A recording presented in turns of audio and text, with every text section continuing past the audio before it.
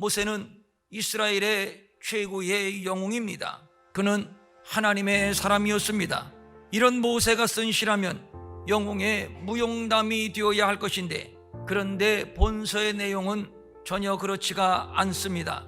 인간의 한없는 무능과 유약함, 허무가 짙게 깔려있는 시입니다.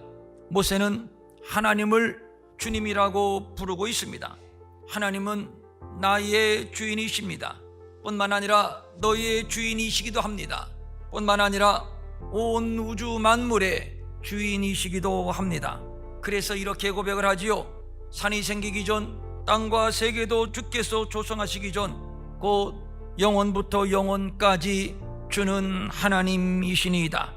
땅과 산보다 먼저 계신 분, 더 견고하신 분, 하나님의 영원성, 초월성, 절대성을 말하는 겁니다.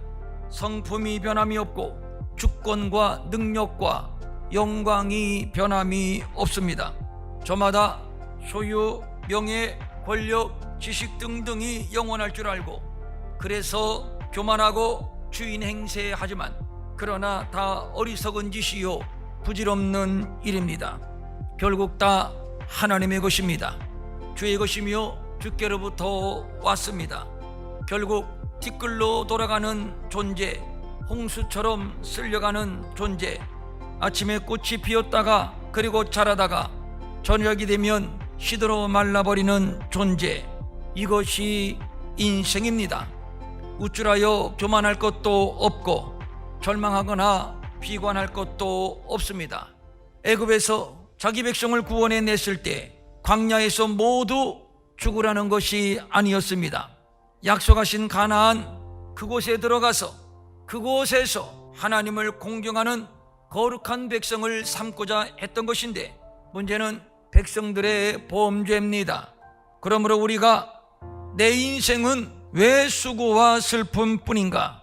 신세 타령하고 팔자를 타령하기 전에 나는 하나님 앞에서 어떤 사람인가, 어떤 삶을 살았는가, 이것을 돌아볼 수 있어야 합니다. 그래서 모세는 간구합니다. 하나님의 도우심이 없이는 결국 죽음이라는 종착역에 서서 덧없음, 허무함, 연약함을 탄식할 수밖에 없는 것인데, 이제라도 우리의 날수를 계수할 수 있는 지혜로운 마음을 우리에게 열어 주소서. 이제 우리는 자신의 날수를 계산하는 지혜를 가져야 합니다. 지난 세월을 돌아보며 점검하고 앞으로 남은 세월을 새롭게 설계하는 지혜 말입니다. 이대로는 안 됩니다. 신속히 지나가는 날들, 앞으로 세월이라고 다르겠습니까? 여전히 신속히 날아갈 겁니다. 한 해를 정리합니다.